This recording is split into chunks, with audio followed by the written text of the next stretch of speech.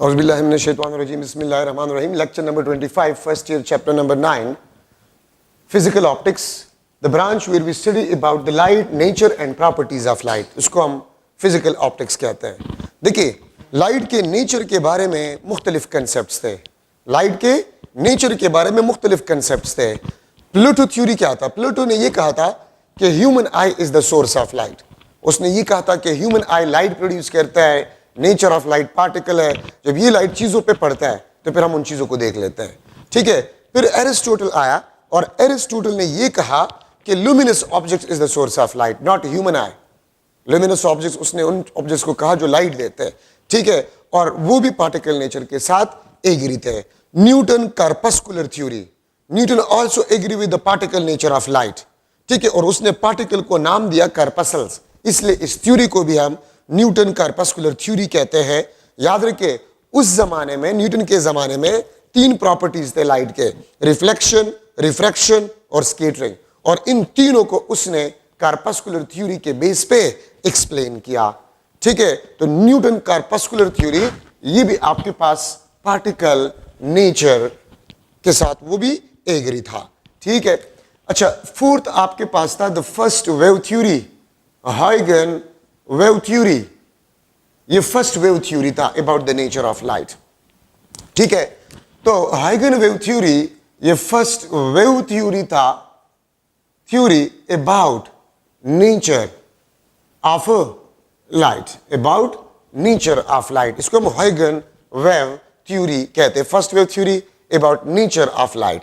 ठीक है. और इसने कहा था कि लाइट का जो नेचर है, लाइट का जो नेचर है वो वेव नेचर है, जो कि हम आगे डिटेल में पढ़ेंगे इसी चैप्टर में. ठीक है. हाइगन वेव थ्योरी के बाद फिफ्थ थ्योरी था Maxwell electromagnetic wave theory. Maxwell electromagnetic wave theory. ठीक है. उसने ये कहा था कि light is composed of electric and magnetic fields. ठीक है. लाइट आपके पास जो है, this is composed of electric and magnetic fields. और उसने ये कहा कि इलेक्ट्रिक एंड मैग्नेटिक फील्ड्स आपके पास जो है, they are oscillating mutually perpendicular.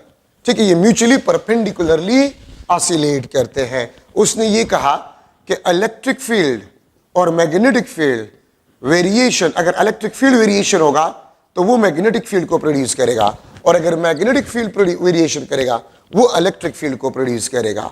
ठीक है. और ये एक बात और, ये मैक्सवेल इलेक्ट्रोमैग्नेटिक वेव थ्योरी तो एक्सप्लेन नहीं कर रहा, एक थ्योरम है जिसको हम पॉइंटिंग थ्योरम कहते हैं.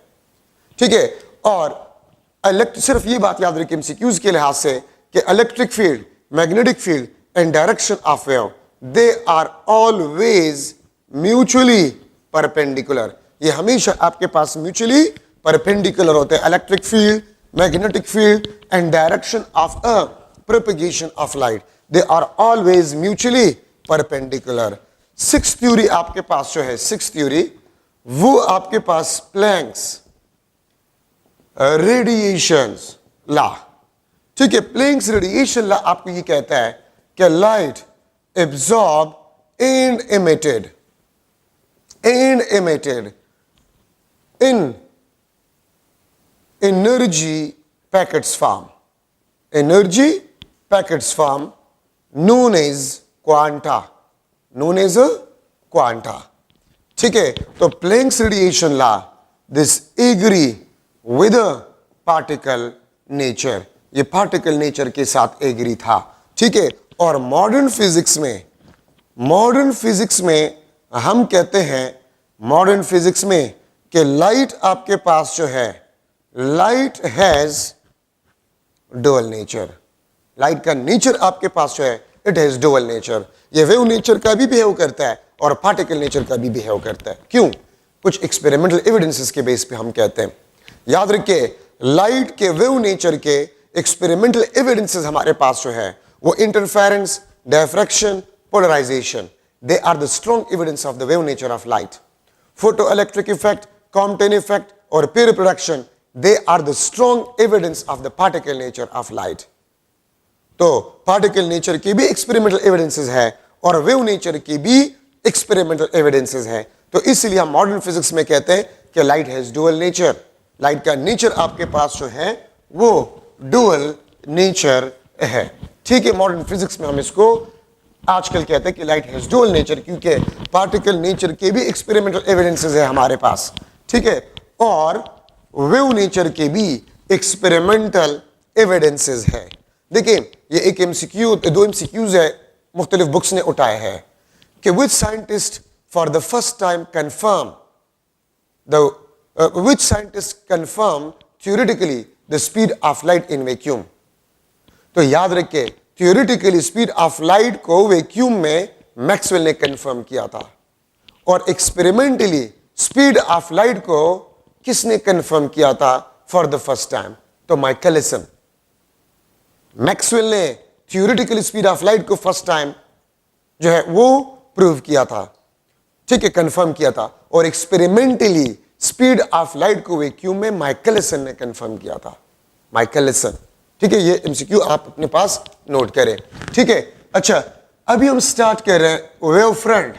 वेव फ्रंट आपके पास है द पाथ या पार्ट या locus of wave where particles has same phase of vibration, same phase of vibrations. Wave front किसी भी वेव का वो पाथ या वो पार्ट या लोकस, ग्रीक लैंग्वेज में लोकस पाथ को कहा जाता है, जहां पर phase of vibration of particles का क्या हो? सेम हो। मैं स्टूडेंट्स को मिसाल देता हूं, class front, class front, class के स्टूडेंट्स का सबका फ्रंट वो व्हाइट बोर्ड की तरफ होता है, तो वो क्लास फ्रंट कहलाता है। तो वेव फ्रंट वो पार्ट, वो पाथ या वो लोकस जहां पर पार्टिकल्स का फेज ऑफ वाइब्रेशन क्या हो? सेम हो, उसको बेसिकली हम वेव फ्रंट कहते हैं। इसको हम क्या कहते हैं? वेव फ्रंट कहते हैं। ठीक है, number first spherical wave front, second आपके पास जो है प्लेन वेव फ्रंट, थर्ड आपके पास जो है सिलेंड्रिकल वेव फ्रंट। ठीक है, स्फेरिकल वेव फ्रंट, अगर particles lie on spherical surface, ठीक है, और मैं ब्रैकेट में लिख लेता हूं इमेजिनरी, अगर पार्टिकल्स जो है वो इमेजिनरी सरफेस ऑफ स्फीयर पे लाई करे, उसको हम स्फेरिकल वेव फ्रंट कहते हैं। और ये बात याद रखिए, पॉइंट सोर्स, ये भी एमसीक्यू पॉइंट है, point source produces spherical wave front. ठीक है, प्लेन वेव फ्रंट, अगर particles lie on imaginary surface of a plane, an imaginary surface of plane, इसको हम प्लेन वेव फ्रंट कहते हैं। ठीक है, और ये बात याद रखिए, spherical wave front at far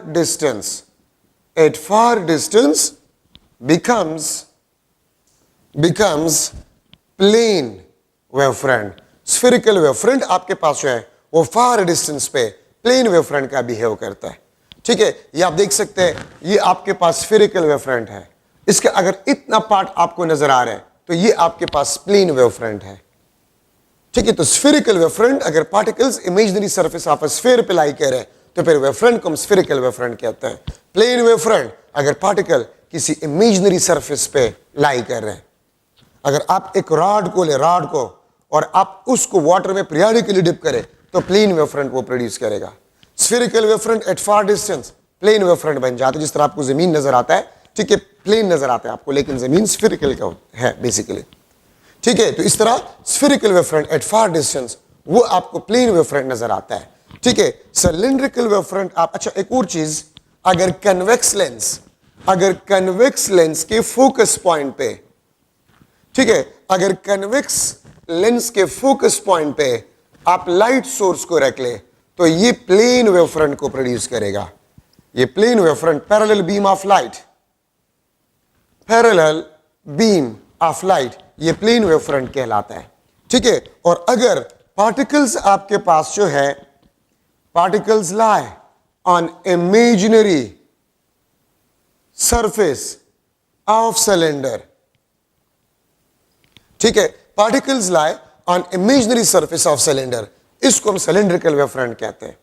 किस तरह सिलेंड्रिकल वेवफ्रंट आपके पास किस तरह बनते हैं, इस चैप्टर में याद रखे आपको स्लिट्स के बारे में आपको बहुत ज्यादा देखने को मिलेगा। स्लिट का मतलब क्या होता है, स्मॉल ओपनिंग, स्मॉल ओपनिंग, ये आपके पास स्लिट, ठीक है, दिस इज स्लिट, ये आपके पास D, opening of the slit, इस डी को हम कहते हैं this is the opening or width of slit, इसको हम ओपनिंग या विड्थ ऑफ स्लिट कहते हैं, ठीक है। और डी आपके पास है, this is comparable to the wavelength of light, D आपके पास है, this is comparable to the wavelength of light. तो slit small opening.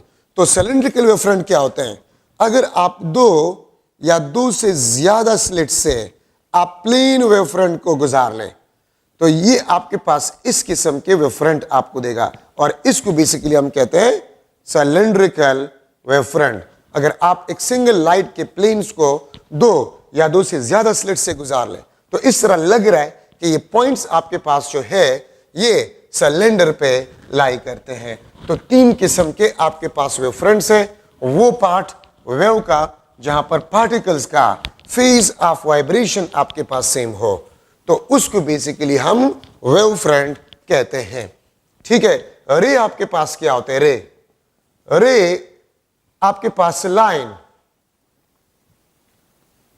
which gives us direction of propagation of light। रे आपके पास जो होता है this is always perpendicular to the plane, to the wavefront, sorry, always perpendicular to the wavefront, ठीक है। ये आप देख सकते हैं, लेट्स सपोज ये आपके पास वेवफ्रंट है और ये आपके पास लाइट सोर्स है, तो यहां से आप परपेंडिकुलर ड्रा करें, ये आपके पास रे कहलाता है, ठीक है। ये आपको direction of propagation of light देता है, ठीक है, और ये हमेशा वेवफ्रंट के परपेंडिकुलर होता है। या मैं इस तरह भी लिख सकता हूं, it combines same phase particles, ये सेम फेज पार्टिकल्स को कंबाइन करते या मिलाता है, ठीक है। यहां पर जो पार्टिकल होगा, यहां पर जो पार्टिकल होगा, ठीक है, इनका फेज सेम होगा, इन पार्टिकल्स का फेज सेम होगा। देखिए ये लाइन इसको मिला रही है, ये लाइन इसको मिला रहे हैं, इसको हम रे कहते हैं। और कॉम्बिनेशन ऑफ रेज उसको हम पेंसिल कहते हैं, ठीक है, रेज इसको हम क्या कहते हैं, पेंसिल कहते हैं, ठीक है। अच्छा, मोनोक्रोमेटिक लाइट,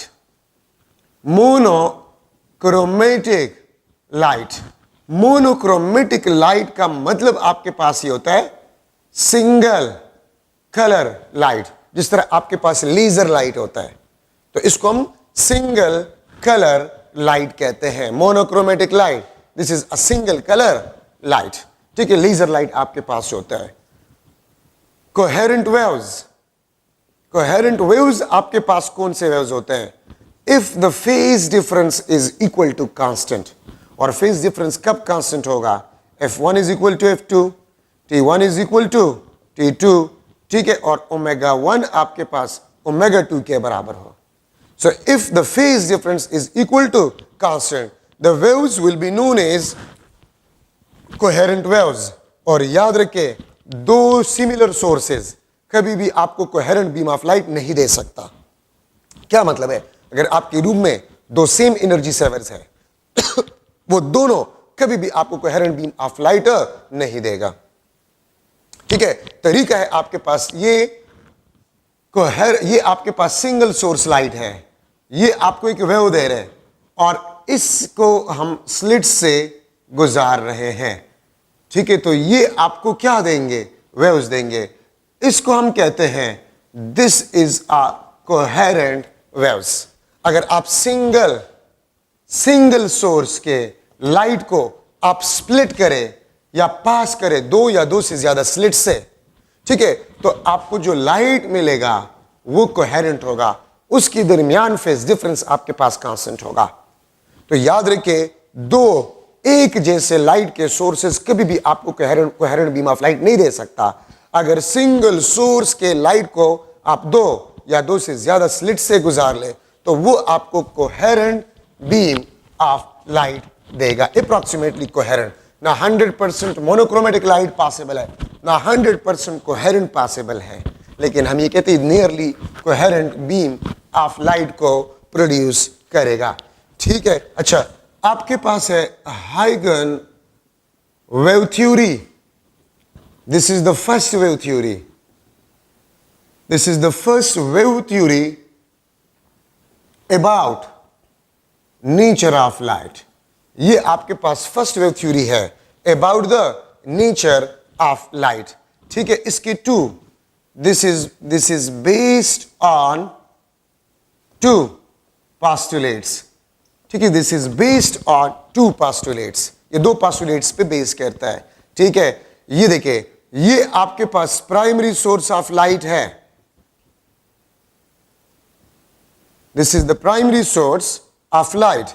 ये आपको प्राइमरी वेव फ्रंट देता है। ये आपको क्या देता है? ये आपको प्राइमरी वेव फ्रंट देता है। ये आपके पास primary wave front, primary wave front वो वेव फ्रंट होता है जो प्राइमरी सोर्स आपको देता है। तो हाइगन ने क्या कहा? हाइगन ने ये कहा कि there are some imaginary points on a primary wave front. उसने क्या कहा कि there are some imaginary points on a primary wave front, और वो इमेजिनरी पॉइंट्स वो इस तरह बिहेव करते हैं like a secondary sources of light. ठीक है, मैं यहां पर लिख लेता हूं। ठीक है, imaginary points on primary wave front behave as a secondary sources of light, secondary sources of light which produces secondary wavelets, which produces secondary wavelets। उसने क्या कहा कि यहां पर इमेजिनरी पॉइंट्स होते हैं प्राइमरी वेव फ्रंट पे, और ये आपके पास इमेजिनरी पॉइंट्स ये सेकेंडरी सोर्सेज का काम करते हैं जो कि सेकेंडरी वेवलेट्स प्रोड्यूस करते हैं। ये आपके पास ब्लू कलर जो मैंने ड्रा किया है ये सेकेंडरी वेवलेट्स, और ये सेकेंडरी वेवलेट्स किसने प्रोड्यूस किए? इन इमेजिनरी पॉइंट्स ने प्रोड्यूस किए। Imaginary points on the primary wave front behave is a secondary sources of light, is a secondary sources of light which produces secondary wavelets। और ये secondary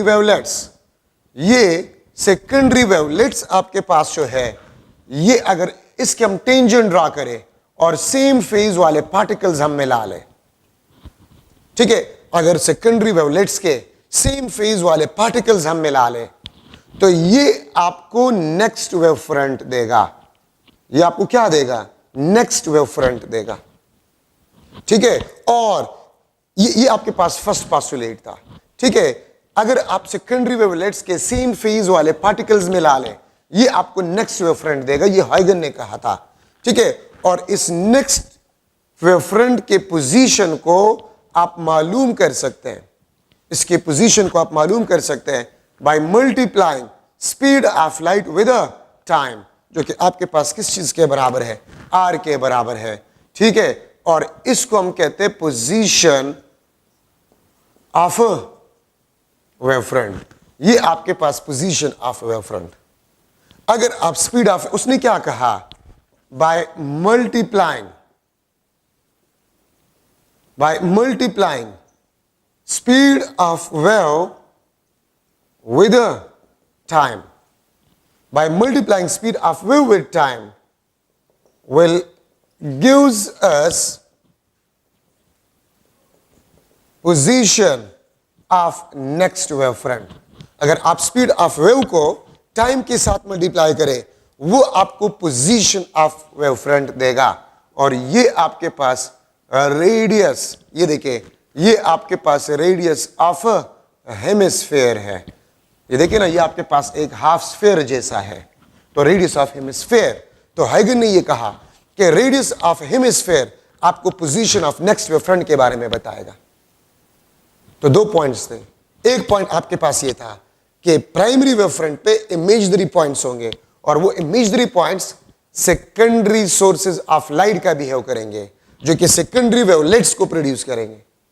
और ये secondary wavelets आपके पास जो है ये आगे जाकर नेक्स्ट वेवफ्रंट को बनाएगा। अगर सेकेंडरी वेवलेट्स के सेम फेज वाले पार्टिकल्स आप एक टेंजेंट के जरिए से मिला लें, एक टेंजेंट के जरिए से मिला लें, तो ये नेक्स्ट वेवफ्रंट को बनाएगा। और वो नेक्स्ट वेवफ्रंट आपके पास जो है उसकी पोजीशन को मालूम करने के लिए आप स्पीड ऑफ वेव को टाइम के साथ मल्टीप्लाई करें।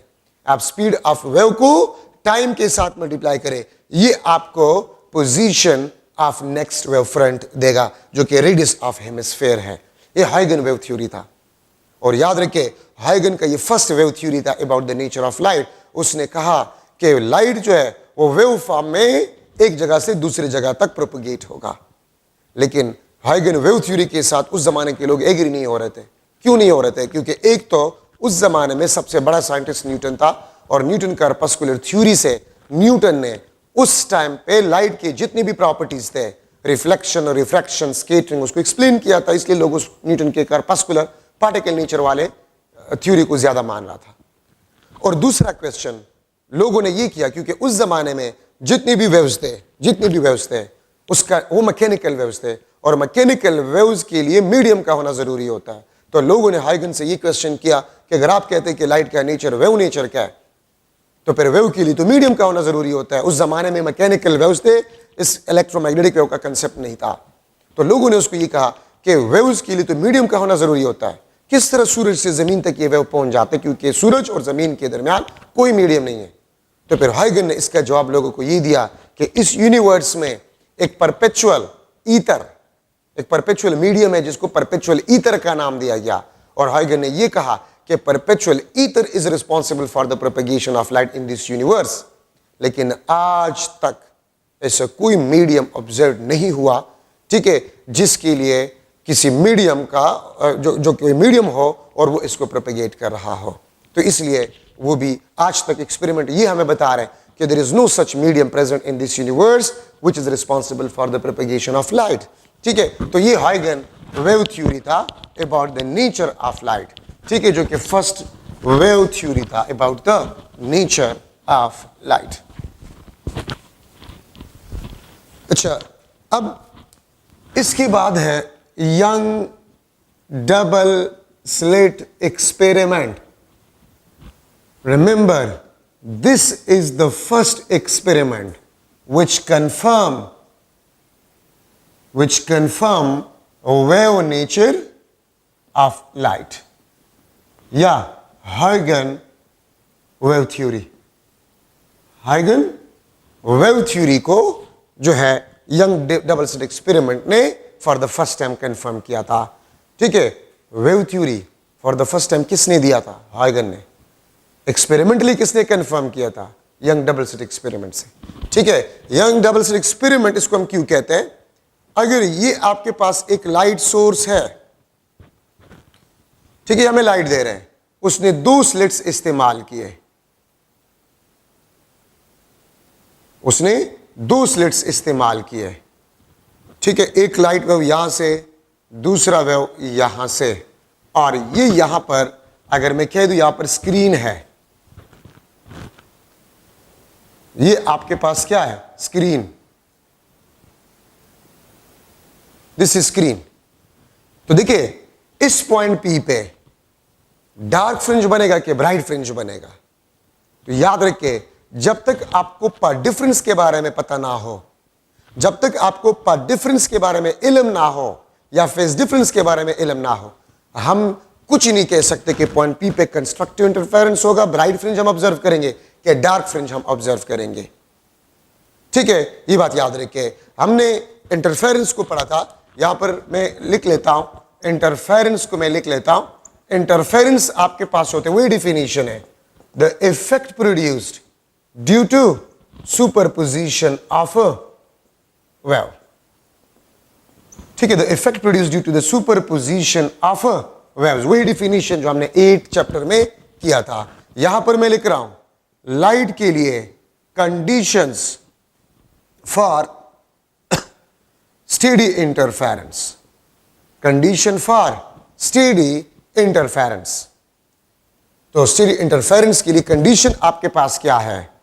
लाइट आपके पास जो है it must be coherent, it must be coherent and monochromatic, it must be coherent and monochromatic. Steady interference pattern का मतलब आपके पास क्या होता है? यहां पर यंग डबल स्लिट एक्सपेरिमेंट से पहले मुझे उसको करना चाहिए था, लेकिन मुझसे भूल गया, तो इसलिए मैं यहां पर करवा रहा हूं। इसके बाद फिर वापस आते हैं यंग डबल स्लिट एक्सपेरिमेंट की तरफ। ठीक है, इंटरफेरेंस को पढ़ते उसके बाद फिर यहां पर वापस आते हैं जो मैंने बात की पार्ट डिफरेंस का। ठीक है, देखिए स्टेडी इंटरफेरेंस का मतलब आपके पास क्या होता है? स्टेडी इंटरफेरेंस का मतलब आपके पास ये होता है कि यहां पर कंस्ट्रक्टिव तो हर जगह पर आपके पास कंस्ट्रक्टिव, यहां पर कंस्ट्रक्टिव तो हर जगह पर आपके पास कंस्ट्रक्टिव इंटरफेरेंस होगा। अगर डिस्ट्रक्टिव तो हर जगह पर डिस्ट्रक्टिव, इसको हम स्टेडी इंटरफेरेंस कहते हैं। तो इसके लिए लाइट का कोहेरेंट होना और मोनोक्रोमेटिक होना जरूरी है। ठीक है, अब ये देखिए, इफ डी क्रस्ट क्रस्ट के साथ, ट्रफ ट्रफ के साथ, D is equal to M lambda, और फेज डिफरेंस आपके पास इंटीग्रल मल्टीपल ऑफ 2 पाई, ये एम किस चीज के बराबर है? 0 plus minus 1 plus minus 2 and so on. ठीक है, फेज डिफरेंस आपके पास जो है this is equal to n2 pi. ठीक है, n2 पाई ये आपके पास m लेमडा, और m आपके पास ये ऑर्डर ऑफ फ्रिंज को रिप्रेजेंट करता है। ठीक है, m आपके पास जो है ये ऑर्डर ऑफ फ्रिंज को रिप्रेजेंट करता है। तो 0 plus minus 1, 0 order, first order, second order. ठीक है, तो देखिए आपके पास 1 lambda, 2 lambda, 3 lambda, 4 lambda, 5 lambda, जो कि 8 चैप्टर में मैं आपको बता चुका हूं कि अगर path difference integral multiple of wavelength हो, इंटीग्रल मल्टीपल ऑफ वेवलेंथ हो, तो कंस्ट्रक्टिव इंटरफेरेंस होगा 1 lambda, 2 lambda, 3 lambda, 4 lambda, 5 lambda, 6 lambda, तो फिर कंस्ट्रक्टिव इंटरफेरेंस होगा और हम ब्राइट फ्रिंज को ऑब्जर्व करेंगे, ब्राइट फ्रिंज, ब्राइट स्पॉट को हम ऑब्जर्व करेंगे। और अगर फेज डिफरेंस आपके पास इंटीग्रल मल्टीपल ऑफ 2 पाई हो, 2 पाई, 4 पाई, 6 पाई, 8 पाई, तो क्रस्ट क्रस्ट के साथ होगा, ट्रफ ट्रफ के साथ होगा। तो ये कंडीशंस आपके पास है, ये वाले कंडीशन, ये कंस्ट्रक्टिव इंटरफेरेंस का आपके पास है। ठीक है, और अगर डी आपके पास जो है, अगर डी आपके पास m प्लस 1/2 लेमडा हो, फेज डिफरेंस आपके पास वो 2n प्लस 1 पाई, n आपके पास 0 1 2 3, m आपके पास 0 प्लस माइनस 1 प्लस माइनस 2, तो ये कंडीशन आपके पास डिस्ट्रक्टिव इंटरफेरेंस का है। और डिस्ट्रक्टिव इंटरफेरेंस अगर होगा तो हम डार्क फ्रिंज को ऑब्जर्व करेंगे, कंस्ट्रक्टिव इंटरफेरेंस में हम ब्राइट फ्रिंज को ऑब्जर्व करेंगे। अच्छा, ये ऑर्डर ऑफ फ्रिंज को मैं थोड़ा सा आपको बता रहा हूं। 0 ऑर्डर फ्रिंज कौन सा फ्रिंज होगा? याद रखिए, लाइट सोर्स के सामने जो फ्रिंज होगा वो 0 ऑर्डर फ्रिंज होगा। अब देखिए, ये लाइट सोर्स है, इसके सामने जो फ्रिंज होगा ये आपके पास 0 ऑर्डर फ्रिंज होगा। लाइट सोर्स के सामने जो फ्रिंज होगा ये आपके पास 0 ऑर्डर फ्रिंज होगा। ठीक है, इसके ऊपर +1, नीचे -1, ऊपर +2, नीचे -2, +1 हो या -1 हो, इसको हम फर्स्ट ऑर्डर कहते हैं। +2 हो, -2, इसको हम सेकंड ऑर्डर कहते हैं। ये 0 ऑर्डर, ये +-1 फर्स्ट ऑर्डर, ये सेकंड ऑर्डर। अगर इस तरह फ्रिंजेस आपके पास बनते हैं, लेट्स सपोज ये 0 ऑर्डर, ये आपके पास फर्स्ट ऑर्डर, ये भी आपके पास फर्स्ट ऑर्डर, ये आपके पास +2, ये आपके पास -2, ये भी सेकंड ऑर्डर, ये भी सेकंड ऑर्डर। तो 0 के ऊपर को पॉजिटिव कहा जाता है, 0 के नीचे वाले को माइनस, लेकिन ये भी फर्स्ट, ये भी फर्स्ट ऑर्डर, ये भी सेकंड, ये भी सेकंड ऑर्डर। ठीक है, तो लाइट सोर्स के सामने जो फ्रिंज होता है इसको हम 0 ऑर्डर फ्रिंज कहते हैं। तो हमने 8 चैप्टर में जो कंडीशंस पढ़े थे कि अगर path difference integral multiple of wavelength lambda 0, lambda 2, lambda 3, lambda 4, lambda 5, lambda 6 lambda, तो क्रस्ट क्रस्ट के साथ होगा, ट्रफ ट्रफ के साथ होगा, कंस्ट्रक्टिव इंटरफेरेंस होगा, हम ब्राइट फ्रिंज को ऑब्जर्व करेंगे। और अगर path difference lambda by 2, 3 lambda by 2, 5 lambda by 2, 7 lambda by 2, ठीक है, 9 lambda by 2 means odd multiple of half of wavelength, तो क्रस्ट ट्रफ के साथ होगा, ट्रफ क्रस्ट के साथ होगा। और हम डिस्ट्रक्टिव इंटरफेरेंस को ऑब्जर्व करेंगे, और डिस्ट्रक्टिव इंटरफेरेंस में हम डार्क फ्रिंज को ऑब्जर्व करेंगे। तो इंटरफेरेंस डिस्कशन हुई है जिस तरह हमने 8 चैप्टर में डिस्कस किया हो। तो देखिए मैंने यंग डबल स्लिट एक्सपेरिमेंट में आपको बताया था कि जब तक आपको पार्ट डिफरेंस का इल्म ना हो, हम ये नहीं कह सकते कि इंटरफेरेंस कंस्ट्रक्टिव होगा कि डिस्ट्रक्टिव होगा। जब हमें पार्ट डिफरेंस का पता चल जाए तो फिर आप कह सकते हैं कि यहां पर कंस्ट्रक्टिव इंटरफेरेंस होगा कि डिस्ट्रक्टिव इंटरफेरेंस होगा। तो मैं यंग डबल स्लिट एक्सपेरिमेंट की तरफ वापस आता हूं। ये फर्स्ट एक्सपेरिमेंट है which confirm the wave nature of light या हाइगन वेव थ्योरी। ये लाइट सोर्स, ये आपके पास वेव आ रहा है, ठीक है, ये स्प्लिट हो गया है, ये एक, ये दूसरा। तो अगर आप यहां से परपेंडिकुलर ड्रा करें और ये आपके पास होगा, ये आपके पास डी, दिस इज डी, ये आपके पास थीटा, तो आप देख सकते हैं ये आपके पास part difference, this is D Y, ये पार्ट डिफरेंस, ये डी एक्स। तो डी वाई आपके पास जो है this is the path difference. मैं अगर आपको थोड़ा सा यहां से समझा दूं, आप ये देखिए, अगर एक वेव यहां से जा रहा है, दूसरा वेव यहां से जा रहा है, तो मैं क्या करूंगा, मैं परपेंडिकुलर को ड्रा करूंगा, यहां से मैं परपेंडिकुलर को ड्रा करूंगा।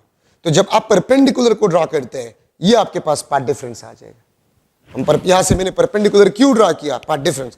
तो यहां से अगर आप परपेंडिकुलर ड्रा करें तो ये आपके पास है डी वाई, ये पाथ डिफरेंस है इन दो वेव्स के दरमियान, ये आपके पास पाथ डिफरेंस है, ठीक है। तो यंग डबल स्लिट एक्सपेरिमेंट में पाथ डिफरेंस आपके पास जो है this is D Y and D Y is equal to D sine theta. This is the path difference in दो रेडिएशंस के दरमियान, इन दो वेव्स के दरमियान। पाथ डिफरेंस आपके पास जो है D Y and D Y is equal to D sine theta. If D sine theta is equal to M lambda, अगर ये D Y D sine theta ये अगर एम लेमडा के बराबर हो, तो यहां पर जो वेव्स होंगे वो कंस्ट्रक्टिव इंटरफेरेंस करेंगे। और अगर कंस्ट्रक्टिव इंटरफेरेंस, तो हम क्या ऑब्जर्व करेंगे, ब्राइट फ्रिंज। इस पॉइंट पी पे हम ब्राइट फ्रिंज को ऑब्जर्व करेंगे, ठीक है। और अगर D sine theta M plus 1/2 lambda के बराबर हो, एम प्लस 1/2 लेमडा के बराबर हो, तो डिस्ट्रक्टिव इंटरफेरेंस आपके पास होगा, ठीक है। और अगर डिस्ट्रक्टिव इंटरफेरेंस होगा तो हम इस पॉइंट पी पे डार्क फ्रिंज को ऑब्जर्व करेंगे। तो मैंने आपको यंग डबल स्लिट एक्सपेरिमेंट के स्टार्ट में बताया था कि जब तक आपको पार्ट डिफरेंस का पता ना हो, तो आप ये नहीं कह सकते कि पॉइंट पी पे आप ब्राइट फ्रिंज को ऑब्जर्व करेंगे कि आप डार्क फ्रिंज को ऑब्जर्व करेंगे, आप ये नहीं कह सकते जब तक आपको पार्ट डिफरेंस का इल्म ना हो, ठीक है। जब तक आपको पार्ट डिफरेंस का इल्म ना हो, तो पॉइंट पी पे आप ये नहीं कह सकते कि ब्राइट फ्रिंज बनेगा कि डार्क फ्रिंज बनेगा, ठीक है। अगर पार्ट डिफरेंस एम लेमडा के बराबर हो तो पॉइंट पी पे ब्राइट फ्रिंज बनेगा। अगर path difference odd multiple of half of wavelength हो तो डिस्ट्रक्टिव इंटरफेरेंस होगा और पॉइंट पी पे आपके पास जो है डार्क फ्रिंज आप ऑब्जर्व करेंगे, ठीक है। तो ये आपके पास यंग डबल स्लिट एक्सपेरिमेंट में पार्ट डिफरेंस की बातें आपके पास आ गए, ठीक है। अच्छा, यंग ने क्या किया, बाकायदा फ्रिंजेस को मालूम करने के लिए फार्मूला डिराइव किया। देखिए ये आपके पास जीरो ऑर्डर फ्रिंज है, ये आपके पास जीरो ऑर्डर फ्रिंज है, और ये आपके पास एमथ ऑर्डर है। एमथ ऑर्डर कुछ भी हो सकता है, first order, second order, third order, कुछ भी आपके पास हो सकता है, ठीक है। अगर फर्स्ट ऑर्डर हो तो ये 1 होगा, अगर सेकंड है तो 2 होगा। तो मैंने जनरली एमथ ऑर्डर लिख लिया, ठीक है। दिस इज थीटा, याद रखिए ये थीटा और ये थीटा बराबर होता है, ठीक है। इसको हम क्या कहते हैं, इसको हम कहते हैं this is Y M, Y M. तो मैं हेडिंग दे दूंगा the distance of mth order bright fringe, ठीक है। यंग ने distance of mth order bright fringe के लिए फार्मूला डिराइव किया, Y M is equal to M lambda L divide by D, ठीक है। ये आपके पास फार्मूला है for the distance of mth order fringe. मैं यहां पर लिख लेता हूं the distance of mth order dark fringe, the distance of mth order dark fringe Y M is equal to m plus 1/2 lambda l divide by d।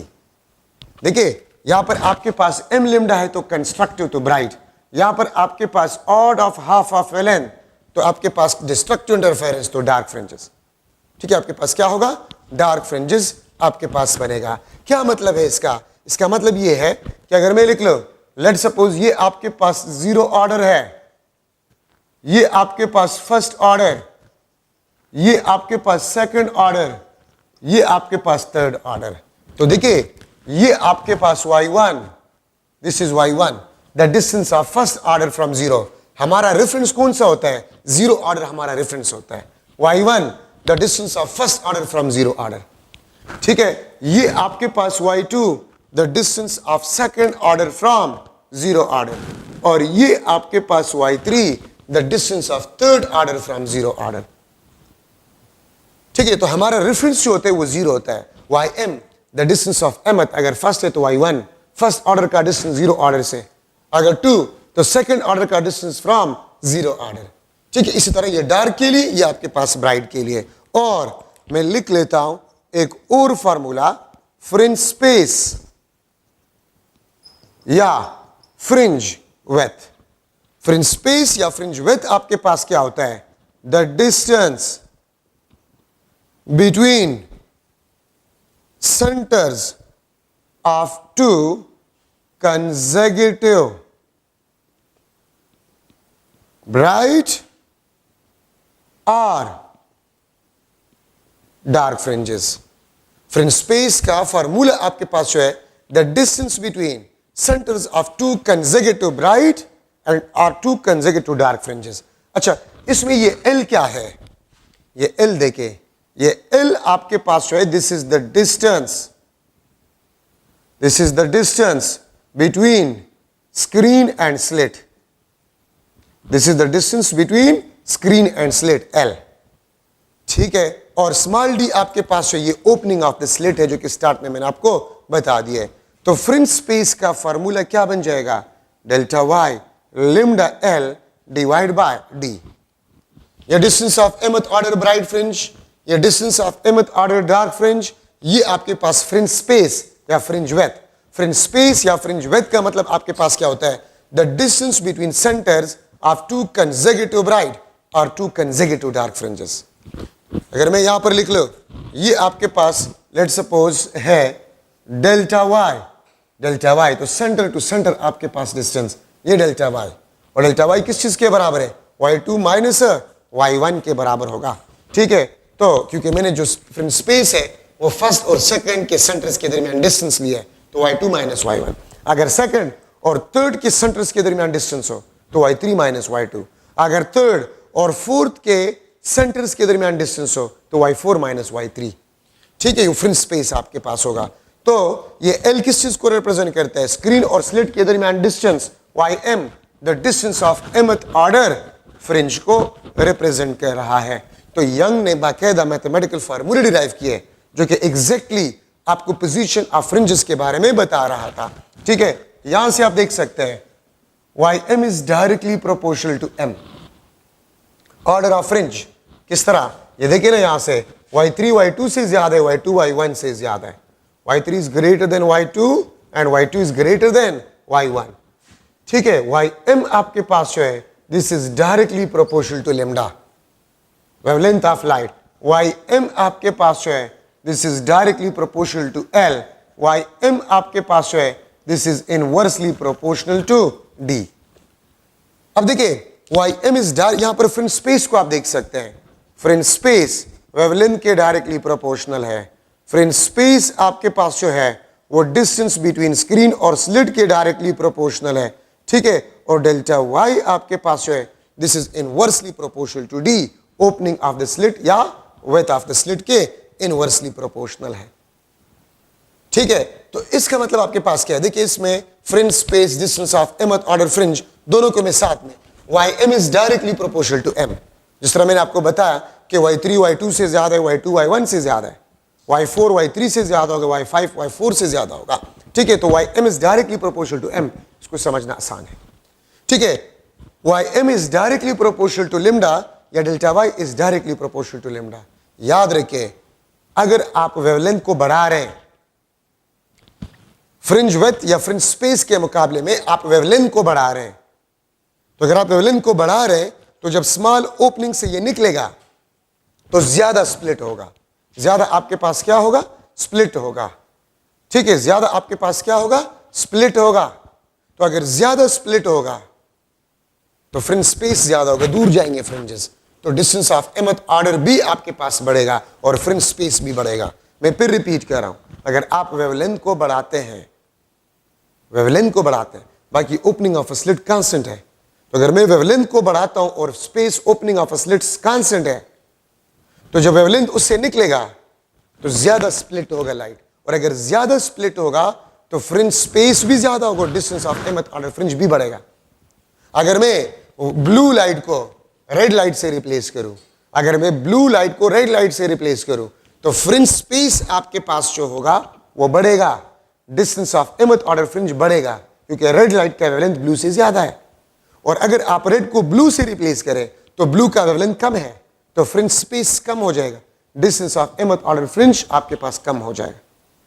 ठीक है, तो delta Y is directly proportional to lambda, Y M आपके पास है, this is directly proportional to lambda. तो wavelength से, wavelength पे भी डिपेंड करता है। अगर आप एल को देखें तो एल आपके पास the distance between screen and a slit.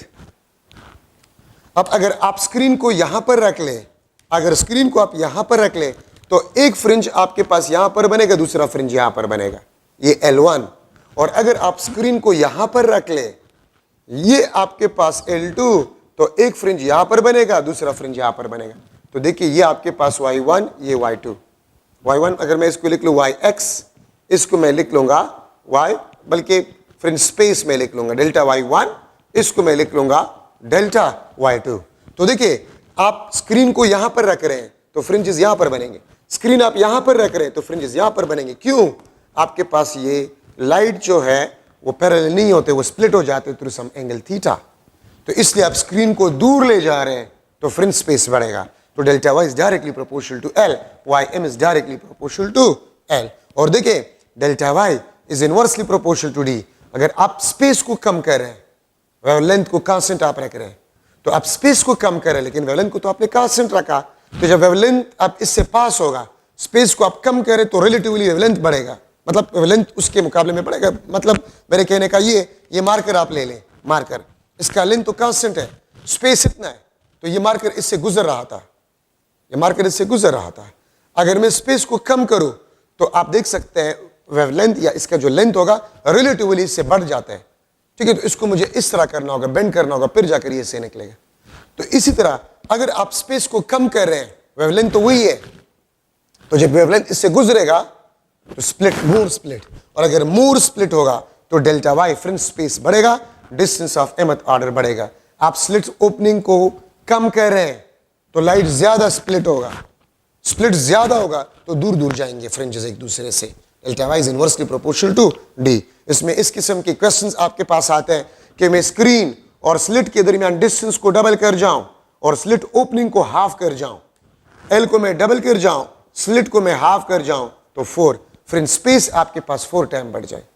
अगर मैं डिस्टेंस बिटवीन स्क्रीन और स्लिट को डबल कर जाऊं, मीन एल को डबल कर जाऊं, और फ्रिंज स्पेस या फ्रिंज विड्थ को भी डबल कर जाऊं, तो फ्रिंज स्पेस आपके पास रिमेन सेम, फ्रिंज स्पेस आपके पास सेम रहेगा। इस तरह भी मैं आपको कह सकता हूं, अगर मैं यंग डबल स्लिट एक्सपेरिमेंट के अरेंजमेंट को वाटर में ले जाऊं, what will happen to the fringe space? तो अगर आप वाटर में ले जाए तो वेवलेंथ डिक्रीज होता है। जब वेवलेंथ डिक्रीज होता है तो distance of mth order fringe भी डिक्रीज होगा और फ्रिंज स्पेस भी डिक्रीज होगा, क्योंकि वाटर में वेवलेंथ लाइट का वेवलेंथ कम होता है तो फ्रिंज स्पेस कम हो जाएगा। और वाटर से आप यंग डबल स्लिट एक्सपेरिमेंट को बाहर निकाल लें तो वेवलेंथ क्या हो जाते हैं, बढ़ जाता है, फ्रिंज स्पेस बढ़ेगा, फ्रिंज स्पेस बढ़ेगा। अगर आपसे इस तरह क्वेश्चन किया जाए, देखिए एक तो ये फार्मूले जरूरी है, L distance between screen slit and slit, D is the opening of the slit. इसमें आपके पास क्वेश्चंस आते हैं। अगर मैं यंग डबल स्लिट एक्सपेरिमेंट में व्हाइट लाइट को इस्तेमाल करूं, व्हाइट लाइट को, तो हम क्या ऑब्जर्व करेंगे? अगर आप व्हाइट लाइट को इस्तेमाल करें यंग डबल स्लिट एक्सपेरिमेंट में, तो सेंट्रल फ्रिंज व्हाइट होगा और बाकी फ्रिंजेस कलरफुल होंगे। अगर आप यंग डबल स्लिट एक्सपेरिमेंट में व्हाइट लाइट को इस्तेमाल करें तो सेंट्रल फ्रिंज व्हाइट होगा और बाकी कलरफुल फ्रिंजेस होंगे। ठीक है, ये बात आप लोग याद रखें। तो ये आपके पास फार्मूले हो गए। अब यहां पर मैं लिख रहा हूं कि अगर मैं डाइक्रोमेटिक लाइट यूज करूं,